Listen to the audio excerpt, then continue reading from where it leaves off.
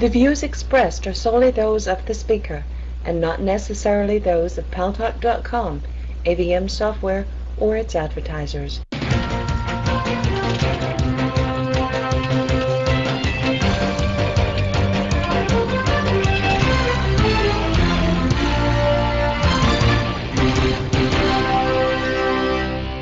News Talk is online. News Talk Online is a production of Paltalk.com, the largest multimedia interactive program on the internet with more than 4 million unique users on demand on both iTunes and on YouTube. And thanks to our good friends at CRN Digital Talk Radio, distributed to cable systems that are serving an additional 12 million households. I'm your host, Gary Baumgarten. Well, today, and we had no way of predicting, obviously, today's events when we booked today's guests. There was a suicide bombing in Pakistan. A couple dozen people have been killed, dozens of others wounded. It's the first major attack there since the assassination of Benazir Bhutto. Obviously, the country is in political turmoil. Just the other day, Bhutto's 19-year-old son held a news conference in London. He's attending Oxford. And he said that the nation may fall apart if the upcoming elections are not free and fair. We have two guests for you today. In the second portion of the show, we will be joined by the president of the National Muslim Law Students Association, who is a member of the Pakistan-based People's Rights Movement.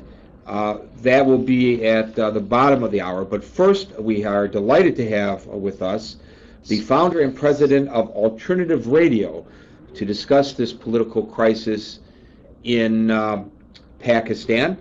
And he knows what he's talking about because David Barsamian, who founded Alternative Radio, spent most of December in Pakistan reporting from there. Alternative Radio, for those of you who are unaware, is a weekly 1-hour public affairs program offered free to all public radio stations in the United States, Canada, Europe, South Africa, Australia, and on shortwave for Peace International. AR provides information, analysis, and views often ignored by the traditional media outlets. Established in 1986, AR is dedicated to the founding principles of public broadcasting, which urge that programming serve as a forum for controversy and debate, to be diverse, and provide a voice for groups that may otherwise be unheard. The project is entirely independent, sustained solely by individuals who buy transcripts and tapes of the programs. It's headquartered in the beautiful Boulder, Colorado, which has got one of the highest qualities of life you could find anywhere. AR reaches over 125 radio stations and millions of listeners. It's part of the nonprofit Institute for Social and Cultural Change. So I want to welcome our guest, David Barsamian from Alternative Radio, to News Talk Online on Paltalk.com. Thanks very much, Gary. It's wonderful to be with you, my very first time.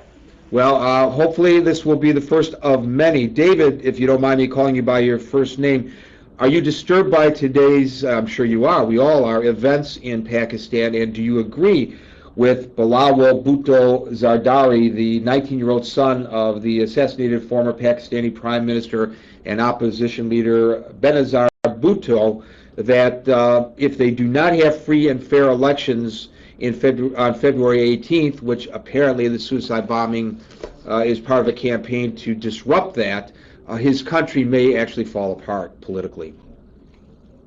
As to the first part of your question, today's bombing is rather significant because of where it took place, in Lahore, which is the major city in the northeastern part of Pakistan. It's the cultural center.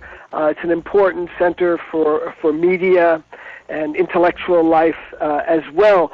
This is the first such bombing in Lahore, and it took place in front of the High Court of Pakistan, where just a couple of weeks ago I marched in a demonstration with lawyers and judges and journalists and students and many other Pakistanis in opposition to the military dictatorship of Pervez Musharraf.